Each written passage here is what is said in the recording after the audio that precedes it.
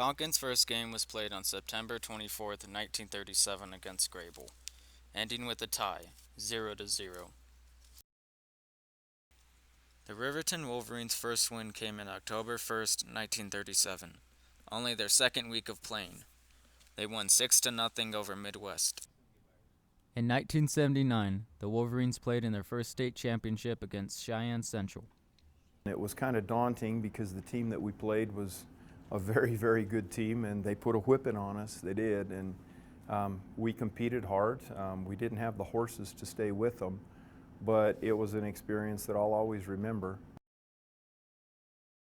I remember catching a pass when I was a junior when we were playing Powell, and it was at the end where the scoreboard is, and I caught the pass fairly deep in the end zone, and as soon as I turned around, I was headed up the hill, and as I headed up the hill, there was a big tree that was just on my left-hand side, and I was very thankful that I didn't run into the tree.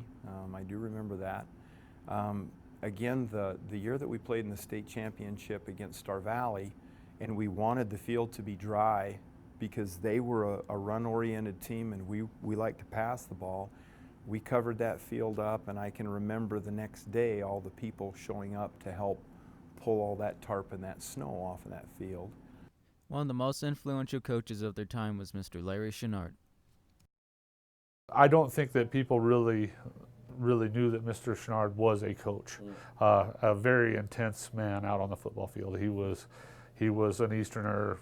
For us, his intensity was a lot more than we were used to, but it was fun and the same. He had a lot of knowledge of the game. He taught us a lot, and a lot about caring and giving everything you got, so that was nice.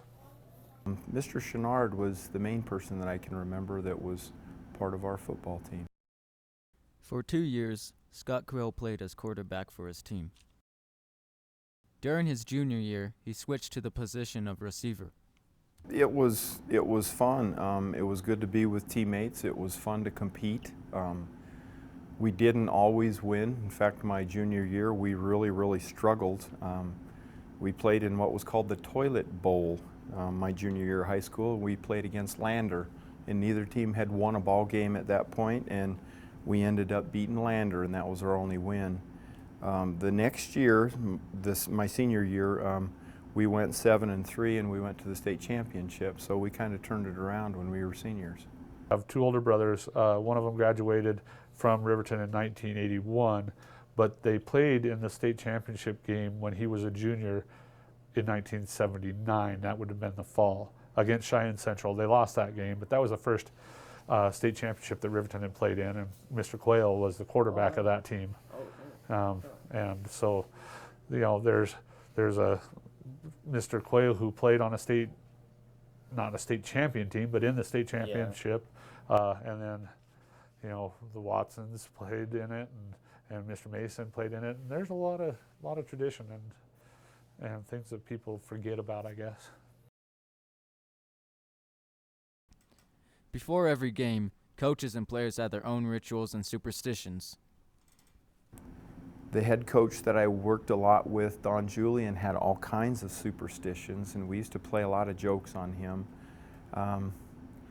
I didn't believe it, but he used to believe that you never washed your clothes while you were on a winning streak, and I thought that was probably not the right thing to do, so I guess my biggest superstition is I had a pair of coaching shoes that I never really was that stylish or cared too much about style, but we had a used shoe box, and students that got finished with football would put their old cleats in a used shoe box, and anybody could go in there and grab them.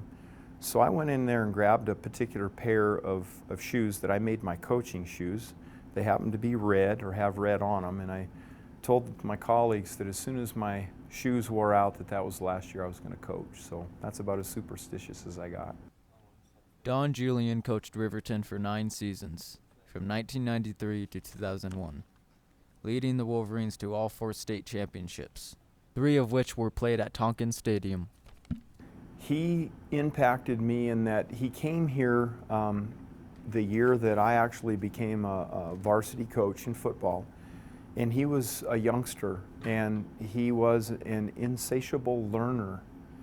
He wanted to be good at anything that he did. And in order to do that, he would take the time to learn and learn about anything, whether it be pheasant hunting. I taught him a little bit about pheasant hunting. He taught me a lot about elk hunting. He was just an insatiable learner. And I think that's probably the biggest impact it had on me, is that whatever you do in life, I think you have to constantly be able to learn and to adapt. And to adapt in your environment, it's really important that you learn from it. When I was coaching with Don Julian, we would go down before the game and we would set the field up. We'd set up the sideline markers and fire up the intercom system.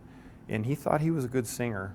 And he would always do his rendition or imitation of a very famous singer from long ago, and Don really wasn't a very good singer.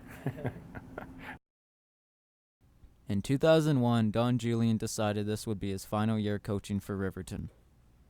Shortly afterward, he took a coaching job in Sheridan, Wyoming. It was difficult when he left because we were very, very good friends. He's still coaching in Sheridan, at Sheridan High School, and has established the same type of reputation there. I see him fairly often, not as often as I'd like, but I go to watch a football game every now and again, and he comes to watch basketball games that I might be refereeing, or we might sneak out and go pheasant hunting or elk hunting sometime. So we're still in touch. At every game, players gave it their all. Win or lose, the fans always returned, cheering on their team to victory, showing support by painting their faces and bodies with school colors.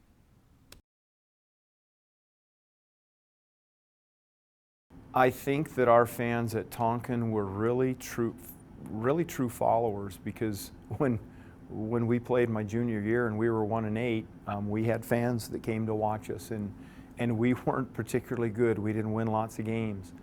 And the next year, we turned things around, and we had a good following of people that came to the state championship. But I honestly think that those same people, if we had gotten in the state championship the year before as a 1-8 team, they probably would have followed us to watch us. And I think a lot of the fans here in Riverton are true Wolverine fans. In the 75-year span at Tonkin, the Wolverines have won 4 state championships, the first one being in 1994. The other 3 were a three-peat in the years 97 to 99. The 98 and 99 state championships being played at Tonkin. In 1994, that championship team, I actually had coached them as 7th graders when they were younger, and then after that I had gotten a job out at Arapahoe, so I was teaching at Arapahoe when they were playing here. And so I didn't get to coach them that year, so I got to come and watch them, and I got to see them in action, but I wasn't able to be around them. And that first state championship was huge for Riverton. It was a great thing for the community, for everybody, because we were finally doing things that were on the map. Oh, that in those 2 particular games, boy, I'm even trying to remember exactly who we played. I remember we played Douglas in one of those state championships here at Riverton High School. I remember we covered the football field up the night before because we were supposed to get a big snowstorm, and we did.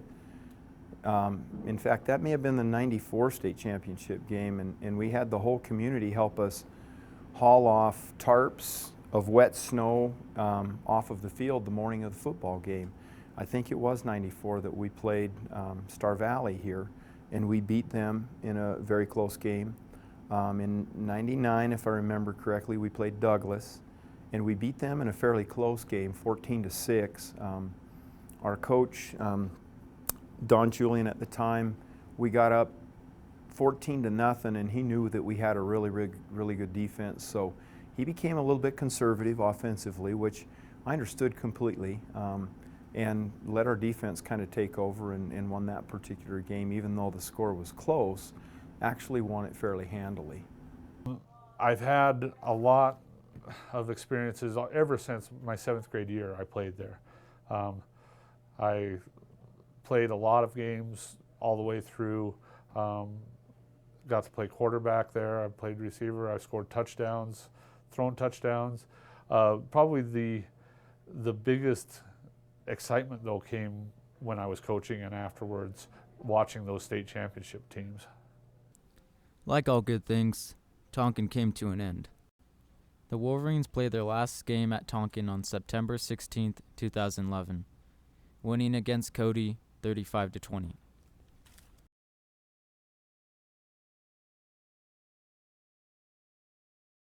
It was a little bit sad.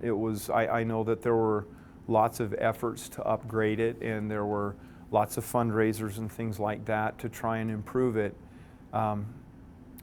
I think everybody started to understand that the expense that it would take to upgrade the stadium and upgrade the locker rooms was cost prohibitive. That wasn't a good thing to do. It wasn't a smart thing to do. Sometimes you have to make decisions with your head rather than your heart, and sometimes that's very difficult to do. But in the long run, usually the decisions that you make with your head are probably the best ones. I don't really remember much of it, other than it was bittersweet as far as coaching. You wanted to play at Tonkin Stadium, but you're also excited to play at the new field. You see the difference in the game, and so what I remember about it was, it's time. It's time to go play and at a level of everybody else. Every town has these new stadiums coming in, and the nostalgia of Tonkin Stadium would be different if you were practicing there all the time, if you were always there. But it was just a game place, and I don't really think that the tradition of Tonkin Stadium was as strong at 2011 as it was back in the early 90s and mid 90s. And I think you still would have had that same feeling if those kids had won those state championships on this new field. They would have those same feelings about it. It wasn't Tonkin Stadium, in my opinion. We needed to modernize. We definitely did. The atmosphere will never be the same as it was down at Tonkin Stadium, because you're down in a bowl and you're protected from the wind, and the fans can see down very, very easily. I know that a lot of people had a tough time letting go of Tonkin. It was impractical to try and keep a hold of it, and it was much more practical to go ahead and update the stadium up here, and I think that was important to do. Tonkin Stadium into this stadium so that we still had that atmosphere, but it was safe, but it wasn't cost effective. The atmosphere, again, being able to stand above where the competition is taking place. I'm a type of person that has a difficult time sitting in one spot. So a nice thing for me at Tonkin was wherever the line of scrimmage was, that's where I was, and I was constantly moving above, and that's kind of difficult to do at this new stadium. In fact, it's pretty much impossible to do at this new stadium. But like I say, it's not the same atmosphere. The players aren't below you, and you can't look down and see them competing. The experiences that are taking place on Tonkin right now are more significant for those youngsters that are playing on that field. You know, you really can't relate to Tonkin years and years ago unless you played there or unless you watched teams play there, and that doesn't happen anymore, and that's okay. You know, all good things have to come to an end, and we progress and we move on, and I think we've moved on to a beautiful, beautiful stadium.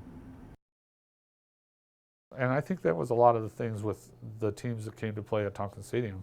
Great place for fans, but not really the best place to play because of all of the things that made it unfair to everybody. There are people in the community that would still want us playing football there. But you ask any kid that's playing football here, they want to play on this turf. Yeah. And it isn't about the people in the community to relive their past. It's about where our kids want to play that are in school right now and are playing right now, and they want to play on our state-of-the-art turf field. And that's where they should be playing.